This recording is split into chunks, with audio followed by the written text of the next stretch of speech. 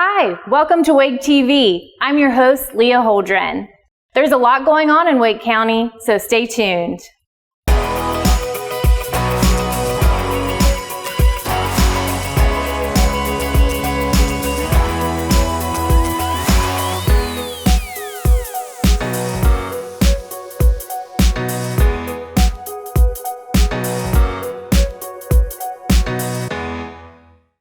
Welcome back. I'm here at historic Yates Mill County Park with Sam Trogdon from Wake County Parks and Open Spaces, where we're going to learn a little bit more about 3 nature preserves that are currently under development. Welcome, Sam. Thanks for being here. Thanks. Glad to be here. All right. So first and foremost, for folks who don't know, what is a nature preserve? Well, a nature preserve is minimally developed natural resource land that we allow just some limited passive recreation opportunities on the land, such as horseback riding or biking or paddling as well. And we're just looking to protect the natural resources that we have. So what about these 3 nature preserves that are currently under development? What makes them unique, and what are some of the things that we can expect? Well, we have Buffalo Creek, we have Swift Creek, and we have Little River. Buffalo Creek is adjacent to Robertson Mill Pond, which is one of our existing preserves, and it's a 900-acre blackwater swamp and upland habitat. So a really cool environment there. Then we also have Swift Creek Preserve, which is between Lake Wheeler and Lake Benson, and it includes about 2,800 acres of land between there. And then we have Little River Preserve, which is about 3,700 acres, and it's in eastern Wake County between Highway 64 and the Franklin County line. Now, I know there's been some community meetings going on about these parks. So what was it you were asking for community input on, and how did those meetings go? Well, each preserve that we're working on has a different design team as a part of that. And so we took conceptual plans to our 2 community meetings, one which was in Wendell and one which was in Garner, to talk about what we're planning. These are some types of activities that could be on the preserve. And we really wanted to engage in a conversation, to hear from the residents that live near that land, that have a history with that land, and really want to tell us what they want to see on there. Because we really want to create preserves that people want to use and has the amenities that people want to enjoy. Great. And so can you explain to people why nature preserves are so important to Wake County's overall land strategy? Yes, absolutely. So our nature preserves really protect the land. It allows people to get on the land without really disturbing the land. And we want people to enjoy it, to learn, to gain in knowledge and understanding, so that they'll appreciate it. They'll want us to protect more land. And then that helps us in future generations so that others can continue to enjoy the land. We can protect the habitat, we can protect the water resources, provide outdoor recreation, as well as maintaining any kind of historic, significant cultural resources that might be a part of that land. So do we have any existing nature preserves in our Wake County park system? Yes, we have 3 existing nature preserves. We have Sandy Pines, we have Turnip Seed, and we have Robertson Mill Pond. All of those are in eastern Wake County. And so there's a variety of activities that you can do on each of those. Sandy Pines, you can go horseback riding and hiking. Robertson Mill Pond, you can go paddling in a canoe or a kayak. And then at Turnip Seed is perfect for hiking. That all sounds great. So what are the next steps? What comes next after these community meetings and plannings? Well, we're in kind of part 1 of our planning process, which is kind of creating that conceptual design. We just took our designs to our Open Space and Parks Advisory Committee for them to provide some feedback. And then in early fall, we'll go to the Board of Commissioners and we'll share what we have heard from the community and what some of the different activities that can be on that land. And then we'll work with the Board of Commissioners to determine what those next steps are, which would eventually be a full-scale master plan. So taking what we've learned and creating a master plan out of it, and then design, and then down the road construction. Great. So if someone wants to learn more, where can they go? Well, our website, wakegov.com/helpplanpreserves is the best resource. So it includes all of our conceptual plans and site analysis that we've done to this point. So you can click on each preserve and learn about it. And then you'll also be able to take a survey, because we still value feedback about what people want to see on the land, on the preserves, and we can take all of that information and keep planning. Great. Well, thank you, Sam. I know we're all very excited for these 3 preserves that hopefully are going to be coming to our communities very soon. Get the timely and accurate information you need to stay safe if there's an emergency in your area. Sign up for Ready Wake alerts, and Wake County will send you important notifications by text, phone, or email, whichever way you choose. Whether it's severe weather, a missing person report, or a neighborhood evacuation, stay in the know with Ready Wake alerts. Learn more and sign up at readywake.com.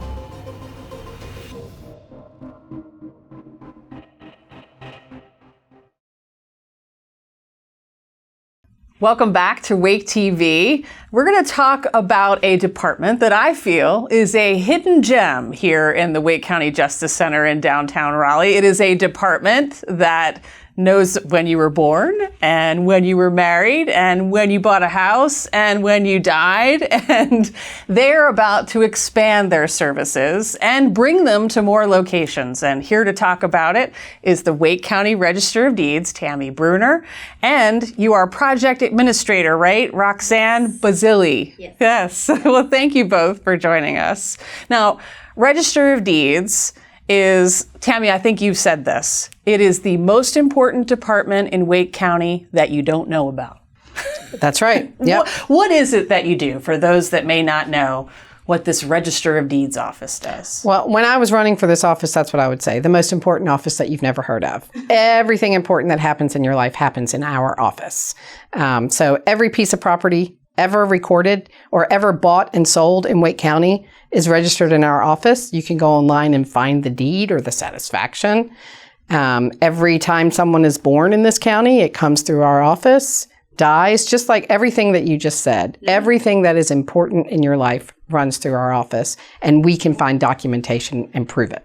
Absolutely. And for those that may not know, you have been with Wake County for about 2 years, because in 2020 you were elected to this position. So Register of Deeds is an elected position. And Roxanne, you have been with the Register of Deeds for 23 years. That's right.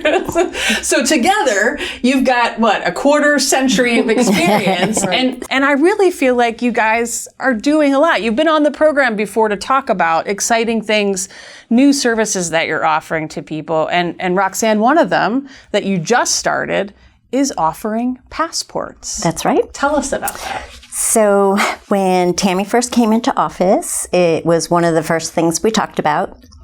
And we decided it was a good idea. So we went through all the steps through the U.S. Department of State to become a designated facility. And then we also had to have the passport agents vetted and then trained. Yes, sure. And once the training was complete, we started working on the passports. What we do is take the application and all of the supporting documentation and send it to the passport agency, who will then decide if you can get a passport or not. Right. We do pretty much what the post office does. Yeah, and more efficient, right? A lot of times you need certain IDs. So if somebody came and they didn't have a birth certificate, say they're trying to get one for their child, you guys have birth certificates, as you talked about. You have some of these records that maybe would come in handy. Certainly the post office wouldn't be, let me look that up for you, Exactly. So that's helpful. And you said it's strongly encouraged or recommended that you get an appointment. Yes. However, only a month into this, you're thinking you can accommodate maybe some walk-ins. That's right. We do find we have a little bit of time, and we will do our best to accommodate the walk-ins. If they come prepared with all of their documentation, we can get it done. And you were booked up pretty quickly, right? Quick, yeah. And we just opened a few earlier appointments, and those booked up quickly too, trying to accommodate people that have to work around their work schedule. That's great. Well, I think you had said it was something that you had been thinking about, you wanted to add to the services, but it was literally the first thing she said to me. And because it took a long time service to get it done, right? To serve the residents of Wake County better, which is why she just this morning decided or thought about opening it before our office really actually opens. So 2 staff people will alternate coming in at 7:30 so that residents that have to be at work at 8 or 9 have access to getting their passport. Oh, that's so great. And if you have an appointment, you're in and out. And if you follow all the rules that we have laid out on our website very clearly, we're just verifying that you have completed this application correctly. We're not filling it out for you. We're literally just verifying that everything is correct and sending it off to somebody else. And then do you pay right then as you turn in the application? So if it goes through, they'll just send it to you. That's correct. And we do take passport photos as well. Oh, good. Yes. Well, you make me look good. Absolutely. You have hair and makeup. What are the fees? Okay, so for an adult, passport book is $130, but that's a U.S. Department of State fee. It's not us. Not us. And that is payable only by check or money order, because we have to forward that on to them. But the execution fee that gets paid to our facility is $35, but we take cash, card, or check. Great. And you get that fee in any place that you go. There's that fee. But, I know that, fees went up for passports from the State Department, but I don't know, just making this more available to people. You're saving them in time, and that's money, and that's really great. That's right. That's right. Wonderful service. And just side note, which is people need to know, if you're renewing, we can't help you. You don't have to go to our passport acceptance facility. You can go online. Just send it off. That's right. If you've got your old one, they'll take it. You send it to them, and so this is only for new first-time passport needs. Right. Gotcha. Well, great. Awesome. Thank you. Now, this isn't the only thing that you guys are doing new. It used to be there was one single place that you could go to get a birth certificate or a death certificate. And you don't use these, but the one time you need it for whatever you're doing in your life, it was here at the Justice Center where you could come. And you thought that's not enough places for as big and vast as Wake County is. Right. I mean, this county literally is 800 miles large. And so when I would think about if my grandmother lived in Wendell and needed to come downtown and find a parking space and go through security to come get a birth certificate or something, it always bothered me. The regional centers that Wake County already has that offers many, many services to residents of Wake County, they have always offered a birth certificate. You could always go in there and get a certified birth certificate. But you could not get death certificate or pick up your marriage license. And we expanded that just about a month and a half ago. And that really goes to show the staff at the Register of Deeds office and the extra mile that they are willing to take, and the staff at these regional centers that already do 1,000 things in a day were more than happy to make sure that residents that lived around there got even more services. And I think you say your department is the most important that you don't know about. I think the regional centers are there too. People take those for granted. They're in Zebulon, they're in Fuquay-Varina, they're Wake Forest. And they offer, the sheriff's office is there. We're doing COVID shots there. We have testing kits there. You can get nutrition services there. And now you can go for Register of Deeds services. And you don't have to travel, like you said, all the way into downtown Raleigh. Right. So. They all have parking lots. You can just park there. Yes. Yeah. They don't know that in the downtown, right? Yeah. So that's really, and are people taking advantage of it? Have you? Absolutely. That's great. Funeral homes use it. They put their order in ahead of time and just go pick it up. Which is really helpful. When you've lost a loved one, you do not want to jump through all of the hoops that you have to. We wanted to make it as easy as possible. Absolutely. And the other thing that we have also expanded in our office is we can do out-of-county births. Oh. We can get your birth certificates from if you other... burn in Wake County? Yes, but you have to come into the Justice Center to get that. But that is a new service as well. Well, that's helpful since we have people coming from all over. It has to be in North Carolina. But we have people from all over North Carolina moving here or just here that may be doing something that requires that for their family. So yeah, absolutely. That's great. So our goal always is to try to figure out how to expand this office, because I always say local elections matter. Nobody really pays attention, but these are the things that, depending on who you elect, whether they offer more services or just do the same old that's always been there. Well, one of the reasons, Roxanne, you were able to take on the Passport project is because you just wrapped up another big project. And that you've been on the program before, and that we're so proud of. And that's the Enslaved Persons Project. Mm-hmm. And just for a little background, you know, you said you register of deeds, you got all the property deeds for when people buy things. Well, guess what they bought before, you know, the civil, right. They bought people, and people are listed in your property records and bills of sale in these books that were just sitting there. And so you guys set out to pull those people out because they're families with histories, and they have family members looking for them and wanting to know their story. You had an amazing turnout from the community and volunteers who wanted to help you look at these books and pull things out. Do you want to talk about, again, an amazing outpouring? Always. We'll talk about it all the time. That's good. So I heard about this project because there is a parent project called People Not Property out of Greensboro. And what it really is all of these people that were bought and sold are in our books. They were willed. They were gifted. They were given if somebody owed money. Mm-hmm. And they have just always been there, and no one has taken the time to go through and look at them. And so when I came on, I talked to Roxanne about it, and Roxanne was willing to jump in with all fours. And we had a kickoff event, and from that kickoff event, we got 300 volunteers.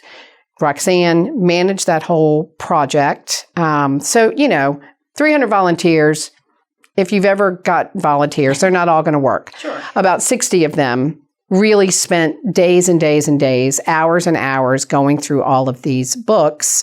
They would have to take breaks at times because it's hard to read, not just because it's in cursive, but we are talking about buying and selling people, buying and selling families, buying and selling groups of large amounts of people. But in this process of going through all of those deeds, we had many top-notch volunteers, but one really would have to win the award. And she emailed Roxanne one day, and I'll just ask Roxanne to tell the story. So finding a bright spot in this very dark history that we were going through, she was thrilled to see that there was a deed where a formerly enslaved person was able to buy his wife and children out of slavery. And the email she sent was just so uplifting, and it got us very interested in this person. His name was Isaac Hunter, not to be confused with the famous Isaac Hunter's Tavern, but he bought his wife and 3 children, and because we were so interested, we got in touch with a genealogist called Belle Long, and she ran away with it, and she is making his entire history. And he's kind of like our idol now because he came out of slavery, got his family out of slavery, went on to become a doctor in Brooklyn. So we're hoping to get something really wonderful to honor him and put in our office for the public to see, because it's just, the bright spot in the darkness. That is incredible. Can you imagine buying your wife and your children back?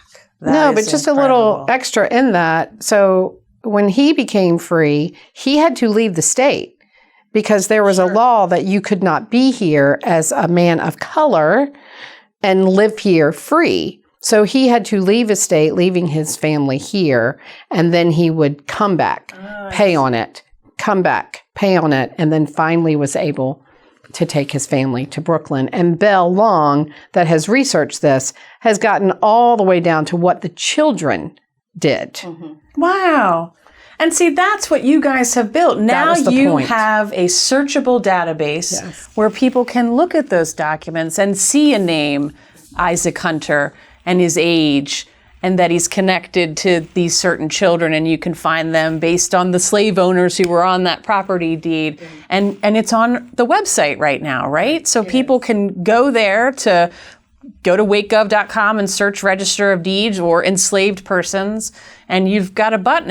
And what's neat, I think, is you see the documents, you know, with the cursive, but to know, you know, there's a name and an age and, you know, sold on date, and that's a person is incredible.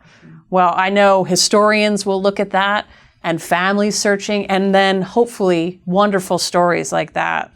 Raising awareness about this is what happened in Wake County all those many years back. But it's incredible. It's lovely to see that, you know, Shaw University got involved, and just the community, all those volunteers. I know you said it was like 60 dedicated volunteers, but didn't they go through like 2,000 pages of documents to pull? 24 books. 24 books. Wow. Yeah. So 24 books is probably like 6,000, I mean, it depends on how many deeds were able to fit in those books. So it was thousands and thousands of pages that then they went through and found that someone was bought and sold. And then the next step, they pulled them out and we indexed them so that you can find them. And this is terrible, but a point to make. You can look it up by who bought and sold. And what I was shocked by, and should not have been at all, the names that we know in town are the names that are in the grantor and grantee. Like the history that you find is just eye-opening, mind-boggling, all of it, because we pretended like this wasn't history for so long. Well, we encourage people to check it out and to think of all the stories that you have helped to unearth and that they might learn just by looking at it. And you can still go to our website, and there will be a link to People Not Property, because know that we're trying to do all 100 counties of North Carolina that had enslaved people. Not all of them did.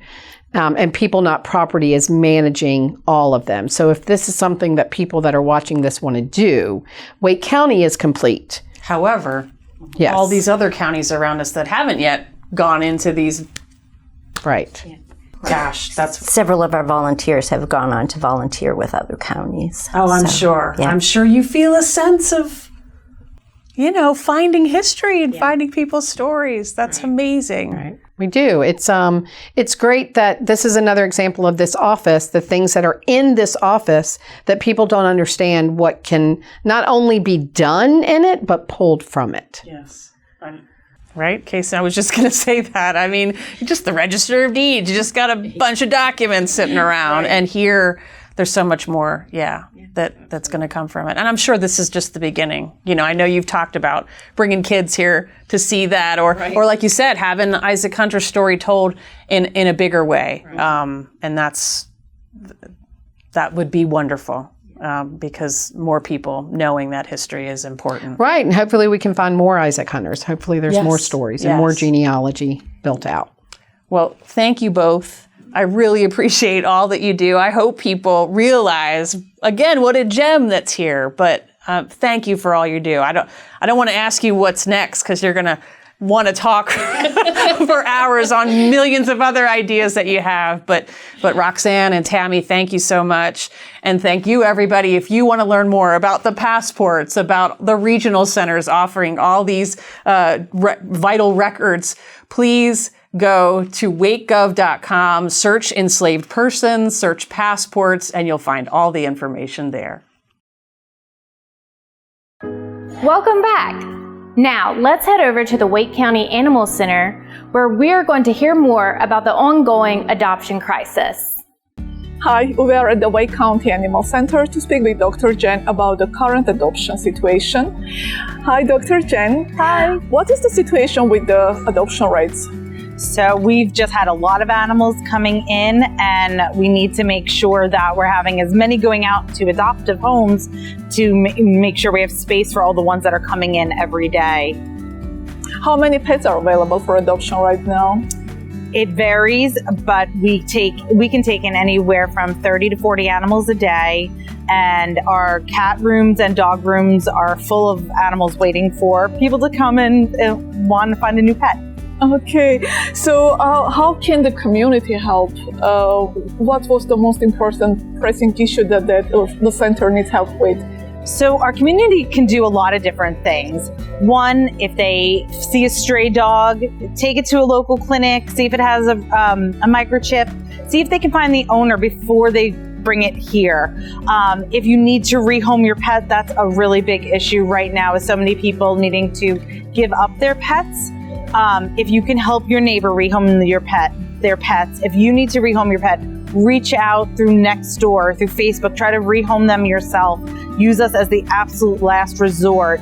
It is by appointment only. We are booked out for weeks because there are so many people needing to rehome their pets. If you want to adopt, look at our website.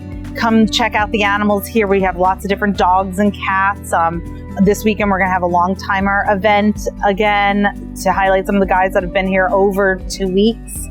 And really just try to keep your pets with their IDs so we can get them back to you and they don't have to stay with us and be rehomed. Right, and how different is the situation now compared with the same last year? So because we've been in COVID, we haven't seen these types of numbers of animals coming in. Our incoming rate is going back up to pre-COVID levels, and we need our adoption rate to keep up with that. So it is something we see typically in the summer. We have the greatest amount of animals here, and that's when we really need our community's help the most. What else the community can do? If they can't adopt, what else they can do to help the center? If you can adopt, if you can go on our Facebook page, share the animals that are there looking for homes, tell friends and family that you know are looking for pets to come check out our animals here. They do come microchipped, vaccinated, spayed or neutered, and we have a lot either in the building or we have a lot that are still in foster homes. So that is another option. If you would like to become a foster parent, you can go to our website and fill out the application for that. We really need fosters for large breed dogs and cats and kittens. I know that the center does a lot of events. What's coming up that you would like to share with? So this weekend, we have every other weekend, what we're trying to do is highlight some of our long-timers, and they will actually be out, weather permitting, on the front lawn to really get to know people before they go into the building and look at everybody else and highlight them. And last 2 weekends ago, we did it, and we got some adopted. That was really wonderful. That's great. Thank you so much. Thank you. That's all for this episode of Wake TV. Keep up with the latest Wake County news by visiting us online at wakegov.com/news. And be sure to follow us on Facebook, Instagram, Twitter, and YouTube so you can always stay in the loop. We'll see you next time.